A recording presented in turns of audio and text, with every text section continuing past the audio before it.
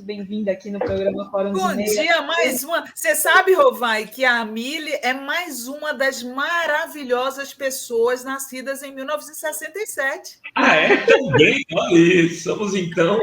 Só falta ela ser santista. Nós três aqui, na Adri não, hein, gente? Que a Adri é mais nova. Nós três aqui somos de 67. Geração 67. Tem a geração 68, mas tem o 67 também. Ah, 67 é maravilhoso. Gente, eu agradeço, Renato, Adriana, Sinara. É um prazer enorme estar aqui. Eu vi a Aliás, 6 mais 7 é quanto? 6 mais 7 é quanto? Muito bom, é isso aí. Vi a participação do Greenhalgh e adoro o tom indignado e quase desesperado, porque não há outro tom para a gente ter agora, há 15 dias desse 2 de outubro tão importante nas nossas vidas, né? Ô, Mili, foi... quando li teu texto, assim, sabe? Eu estava naquela, assim, eu expressei solidariedade, falei tudo, defendi e tal, mas assim, alguma coisa me dizia que precisava alguém escrever um texto como o teu para posicionar a questão do seguinte: é preciso fazer uma reflexão também sobre por que chegamos a este lugar, né? Por que estamos vivendo esse drama, né? E o teu texto virou um blockbuster, né? Uma coisa assim, explodiu. Sinara, não sei se Sinara quer falar alguma coisa antes de passar para a Mili, mas eu queria fazer... Eu peguei o texto da Mili, né? Acho que me mandaram logo que saiu. Acho que eu fui uma das primeiras pessoas que compartilharam o texto dela e me chamou. Eu gostei muito, porque eu já tinha publicado, Mili, faz um tempo, um texto sobre como o Bolsonaro foi capaz de fazer jornalistas de direita entenderem que feminismo não é mimimi. Porque, no mesmo tom que a Mili usou no seu texto, antes de chegar nesse ponto, essas pessoas alimentaram e muito esse tipo de sentimento. Né? Só que eu não falei com tanta classe quanto a Mili. A Mili fez um texto muito bem construído, né? Falando, em primeiro lugar, da solidariedade que todos e todas devemos ter com a Vera, porque a Vera está sendo alvo de uma violência sem tamanho nas redes sociais, até na rua, né? Na última manifestação deles tinha cartaz contra a Vera, o que coloca a Vera em perigo, e a sua família, a família dela, os filhos dela, todos em perigo. Mas a Mili relembrou que no trajeto para a gente chegar até aí, infelizmente, a Vera participou. Infelizmente. Você sabe que quando eu fui escrever o texto, eu parti de um lugar de muita raiva, assim, essa indignação, esse tom indignado, né? Ele me é muito... Ele cai bem, assim, eu lido bem com essa raiva e eu escrevo muito a partir da raiva. Mas quando eu fui escrever esse texto, eu precisei ir para um lugar de muita conciliação, porque, primeiro, realmente inegociável defender a Vera Magalhães agora. O que ela está passando, nenhuma mulher, ninguém jamais deveria passar. Então, isso precisava ser dito assim, muito claramente, né?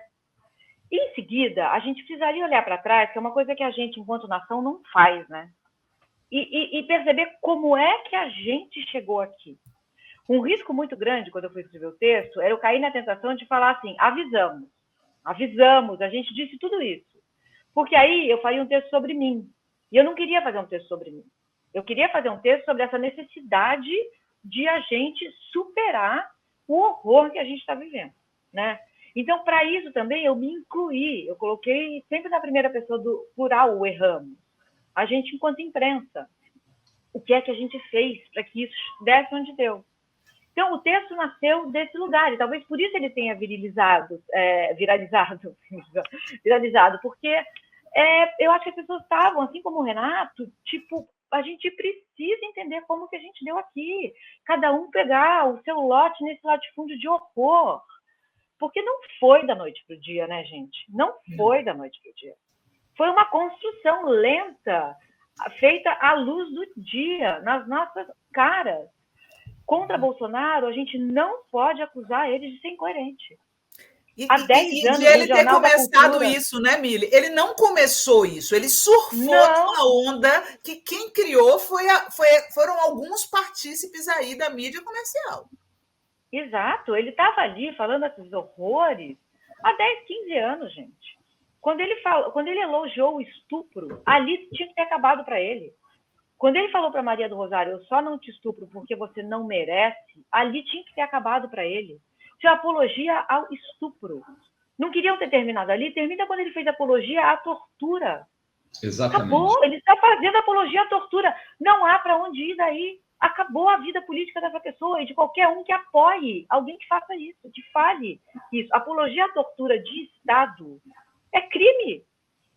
É crime, sim, acabou. Não fizemos isso. E aí as pessoas que naturalizaram esse horror vão ter que fazer a tal da autocrítica que tanto pediam para o Lula, para o PT, e entender o que levou elas a naturalizar esse horror.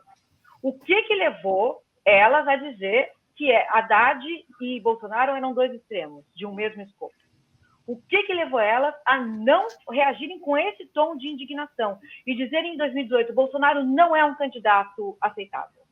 Ele não está dentro do jogo político. Esqueçam Bolsonaro. Por que a gente não ouviu isso? A gente não ouviu isso de quase ninguém da grande mídia. Então, a gente tem que entender por que é que erramos. O que nos moveu? Quando a Dilma foi alvo de um xingamento para o mundo inteiro ver, no estádio, não houve indignação. Vamos ser francos. Sim. Não houve indignação. Não. Pelo contrário, quando a Dilma tomou posse em 2015, as jornalistas de direita participaram de uma coisa horrível que foi mangar, né? Zombar da roupa da Dilma, do andar da Dilma. Porque até então, Mili e Dri e Rovai, eles ficavam dizendo, a Vera, qualquer coisa que acontecia, ela faria. Cadê as feministas? Cadê as feministas? Sim. Olha, tem tanto tweet dela com essa história de cadê as feministas? Né? Cadê as feministas? Essas pessoas achavam que o feminismo era uma besteira. E agora estão vendo que não é. Mais do que isso, Sinara, essas pessoas não sabem o que é feminismo. Elas não entendem que feminismo não é apoiar qualquer mulher. Em qualquer circunstância. Porque, por exemplo, eu vou votar no Safatli, o voto no Safatli é um voto muito mais feminista do que um voto na Tabata Amaral. Votar em alguém que defende o aborto livre e gratuito é um voto feminista. Mesmo que ele esteja votando num corpo de homem, branco e hétero. Votar numa mulher que diz eu não defendo o aborto não é um voto feminista. Porque quem morre no fim do dia são mulheres. Votar em alguém que aprova a reforma da Previdência não é um voto feminista, mesmo que eu esteja votando numa mulher. Votar num homem que critica a reforma da Previdência ou a reforma trabalhista é um voto feminista. É um voto anti-LGBT-fóbico. Feminismo é um movimento por justiça social. Justiça social não é você votar em pessoas que oprimam, cujas políticas públicas vão oprimir mais mulher, porque é a mulher que está na base. Então, o feminismo não é apoiar mulheres, não é. Claro que se uma mulher de direita ou de centro, como a Tabata Amaral, for agredida com machismo, o feminismo obriga a gente a se posicionar. Não, como a gente está fazendo com a Vera. Não, aqui eu risco o chão. Não, né? Mas o feminismo não é apoiar qualquer mulher em qualquer circunstância. Isso não é feminismo. E tem no teu texto, você recupera, por exemplo, o ataque, né, que a Vera fez no dia do velório da Dona Marisa, né, que assim, acabou, assim, o nível de transformar como se ele estivesse fazendo um comício. Não, era um ato também de caráter político, porque a Dona Marisa também foi assassinada pela justiça lavajatista, né? O que ela viveu naquele período, todo mundo que é mais íntimo, e todos os que eu conversei, diz que tem relação com a morte dela, assim, né? O que fizeram, por exemplo, aquele áudio, quando ela entrou no hospital, vazaram a informação, né? E os jornalistas repercutiram aquilo tudo. O que fizeram no áudio, que a Adri está lembrando muito bem aqui, que ela manda enfiar a panela no fiofó, que ela estava corretíssima, aliás, né? E o que transformaram aquilo na vida dela. Seus filhos foram acossados, todos, né? O netinho do Lula morreu e não teve empatia dessa gente. Sim. Ao contrário, no grupos fechados, muitos devem ter dito o que aquela juíza lá, procuradora da Lava Jato, disse, fazer, ou como assinar, mangaram da morte da criança no grupo lá que a Vaza Jato mostrou. Enfim, estou só falando isso aqui, fazer um parênteses. Não, horror. É um horror. Agora, a gente fica pensando aqui, também teve o episódio da Manuela Dávila no Roda Viva, 62 vezes interrompida. Pois e naquela ocasião, a Vera Magalhães disse que, puxa, é do jogo, você interrompe, você é interrompido, agora não vem com man interrupting. Como assim? Pedrada é do jogo, né, Mili? Pedrada é do jogo. Pedrada é da política. Sempre teve pedrada na política. Como assim? Não, a gente não defende esses horrores sem que depois de amanhã esses horrores venham e deem na nossa cabeça, com a mesma ferramenta que deram na cabeça de que a gente não gostava. E aí eu acho que tem uma coisa também que a gente precisa falar, que é assim, essas pessoas, a profissão delas é analisar conjuntura. Há 10 anos, os analistas de conjuntura que estão ligados no lance, como o Safatli, por exemplo, há 10 anos ele diz: o Bolsonaro tem que ser preso. Ele dizia isso quando ele era comentarista do Jornal da Cultura. O Bolsonaro tem que ser preso. Ele era só um deputado, nem ameaçava ninguém. A pessoa é paga para analisar a conjuntura e ela falhou em ver o enviesamento da Lava Jato. E ela falhou em ver quem era Sérgio Moro, vendo o que aconteceu no Banestado. E ela falhou em ver os horrores de Bolsonaro e as ameaças que esses horrores representavam. Então, na melhor das hipóteses, teve muita incompetência. Exato. Muita incompetência. Então, a gente precisa falar disso também. Como é que analistas políticos que ganham a vida analisando conjuntura não avisaram o Brasil do que estava sendo feito e onde isso ia dar? O salário está atrelado à capacidade de fazer essa análise. Então, falharam. Precisa vir a público dizer: eu errei, eu fracassei naquilo que a minha profissão me mandava fazer, que era alertar você, telespectador, a respeito dos riscos que esse homem representava, dos riscos que a reforma da Previdência representava, reforma trabalhista representava, dos riscos do discurso de é só pagar a bagagem, pela bagagem que o preço da passagem vai cair. Eu errei, eu falhei, eu não vi o que ia acontecer. Mas ninguém faz isso. Gente, errar é a coisa mais normal do mundo. Todo mundo erra, todo mundo vai errar. A gente vai aprendendo assim na vida. Vamos errar. Mas aí chega uma hora que a gente precisa falar: bom, o que me levou a errar?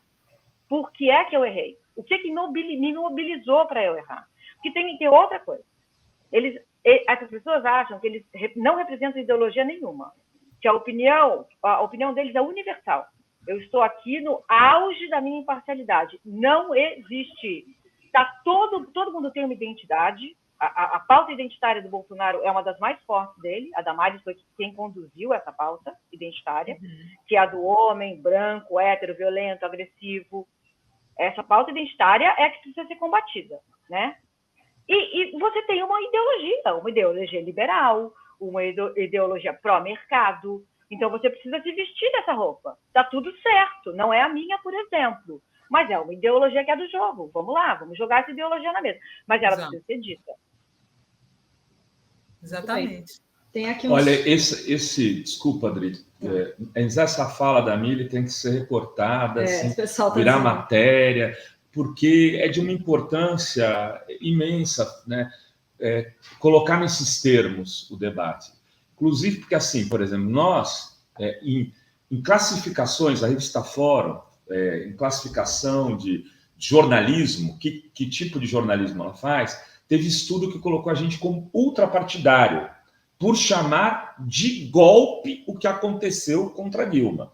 Então, um dos critérios que nos colocaram como ultrapartidários foi chamar aquilo de golpe. Aí a mídia que não chamava de golpe era a mídia profissional. Então, assim, nós como jornalistas, quando alertávamos sobre o que podia acontecer, inclusive com muita tranquilidade, eu falava assim: olha, vai acontecer com o PSDB o que aconteceu com o DN, né? O destino deles é esse, inclusive fazendo o debate histórico do que já tinha acontecido em outros momentos. Eles vão ser engolidos por uma extrema-direita. O que aconteceu com o PSDB? Virou 4%, né? O líder desse movimento, que foi o candidato, que é o Alckmin, hoje está de vice do Lula. O João Dória foi traído pelos seus pares, esse pessoal acabou. Né? E quem virou o representante da direita, a direita liberal, foi engolida pela extrema-direita bolsonarista. Enfim, esses analistas, como dizia a Mili, não previram nada disso. Nada disso. E aí? Não é a profissão deles. Está lá, atrelado ao que eles fazem da vida. Vamos analisar a conjuntura e dar uma indicação de para onde isso pode ir. Me dá mais de um caminho, tá tudo certo. Mas não me dá só um caminho, né? Olha, então, vamos naturalizar aqui esse horror que é o Bolsonaro com o Haddad, um professor, eleito melhor prefeito lá numa eleição na Inglaterra, um cara que fez uma administração, goste-se ou não, dentro dos ciclos democráticos, igualmente o Lula. A Vera Magalhães passou 13 anos fazendo oposição ao Lula. Às vezes, nem sempre muito justa, mas ela estava lá fazendo oposição ao Lula. Nunca ela passou por isso. O Mili,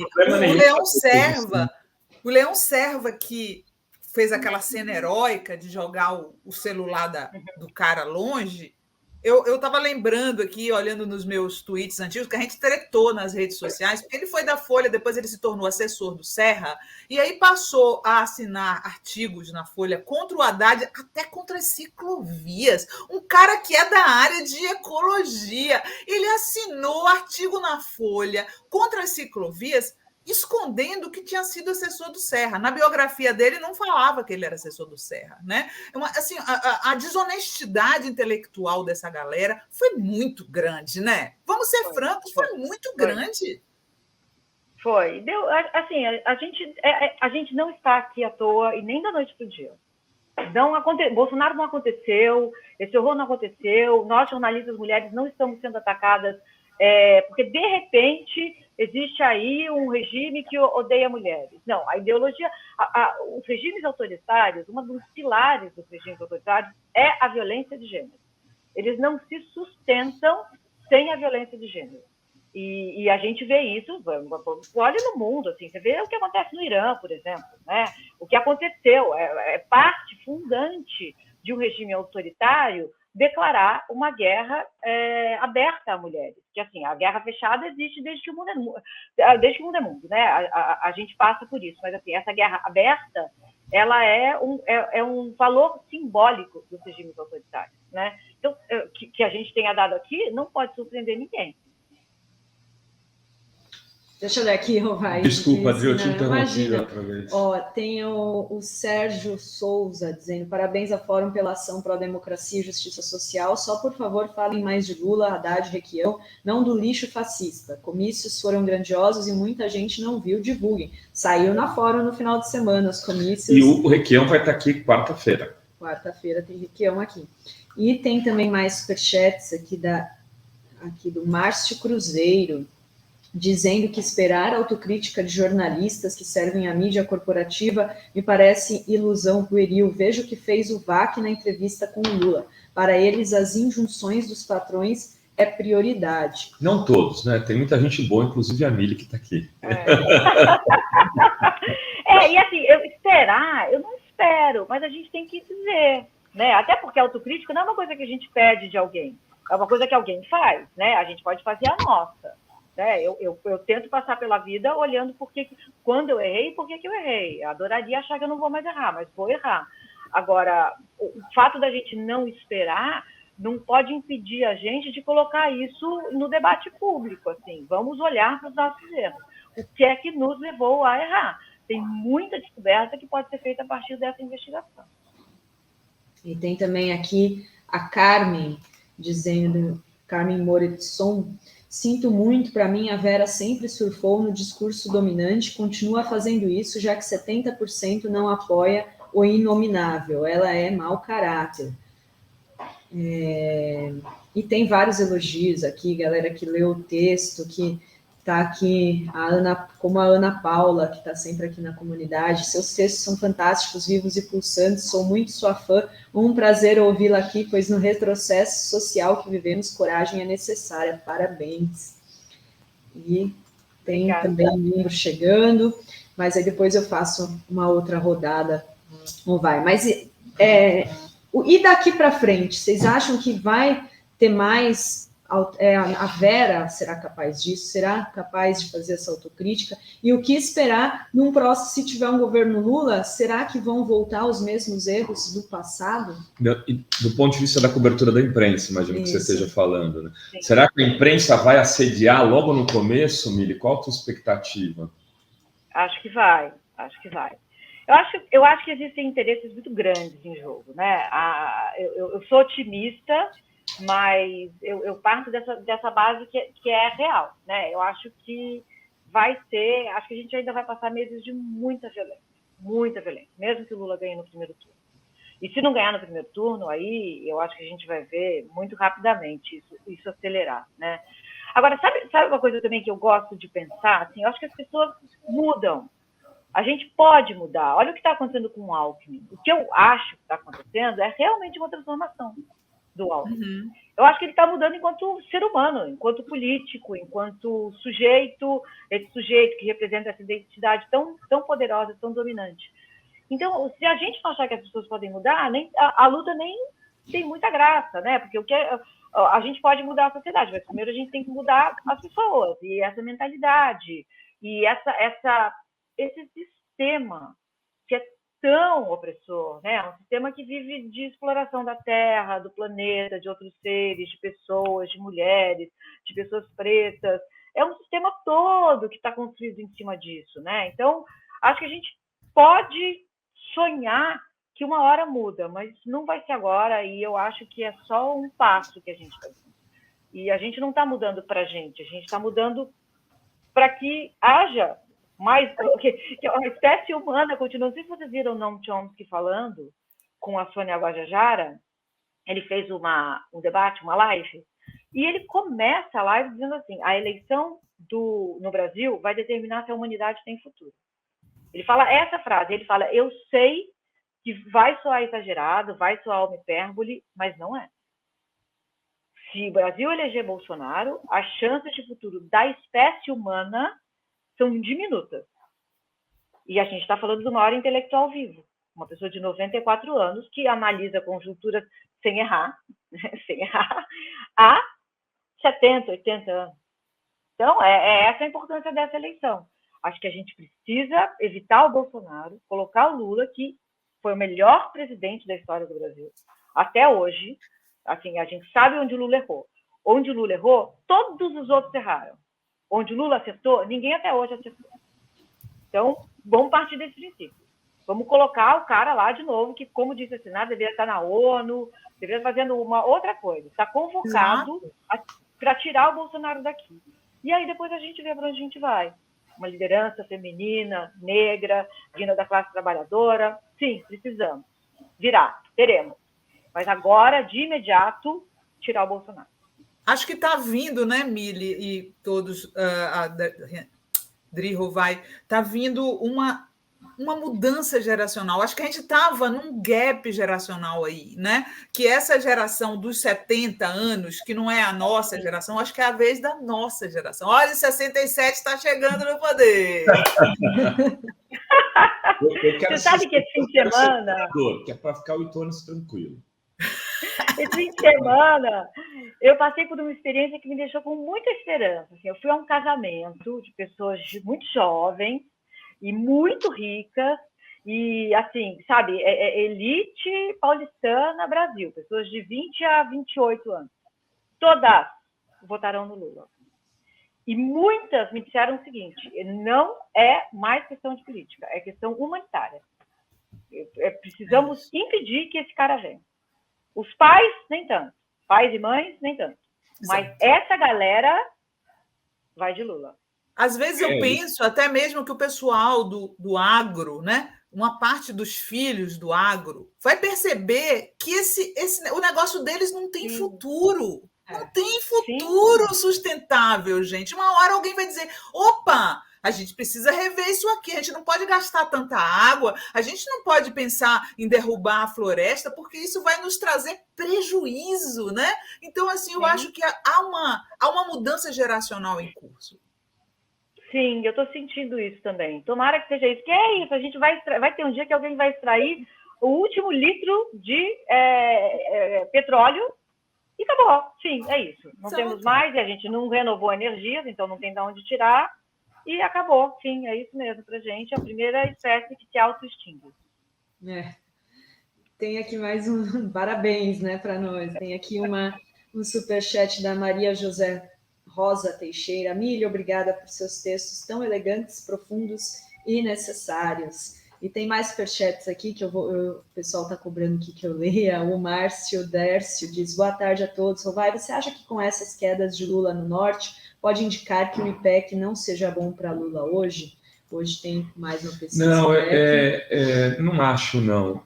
Todos os indicativos, ontem mesmo eu já falei aqui, mas com audiência rotativa, eu publiquei um Twitter à noite dizendo, olha, tem um tracking que fechou hoje, né, da Atlas, e está dando Lula com 49, crescendo, e o Bolsonaro estagnado, que foi confirmado agora pela FSB, que saiu hoje de manhã. Eu acho que o IPEC vem de 15 para lá. A tendência é essa coisa do norte, quando você segmenta muito uma pesquisa, então no norte são 6% do eleitorado, 6,5%, o índice de erro fica muito alto, então tem oscilações. Tem aqui a Lu Rodrigues dizendo, eu já disse várias vezes, esse rapaz se passa por gay, ele é o marido real da Michelle. É só investigar, ele mora na casa da Michelle desde sempre. O maquiador que está lá acompanhando a primeira-dama. Não, levar um maquiador para um funeral é como imagina se a dona Marisa faz isso. Imagina. Imagina, cara, imagina. E tem aqui também a Denise Said. Ontem tomei coragem e fui caminhar com um grupo do PT. Foi muito bom, muito zele pelo caminho. A hora é agora, vamos sair e não deixar que nos intimidem. Tem também o Gilson Alves dizendo, os eventos do Bozo são como um clássico de futebol com torcida única. O comício, né, que a gente mostrou aqui lá na sacada da embaixada. Tem o Janildo Oliveira chegando de membro, muito obrigada. Biase Arquitetura mandando aqui um super sticker.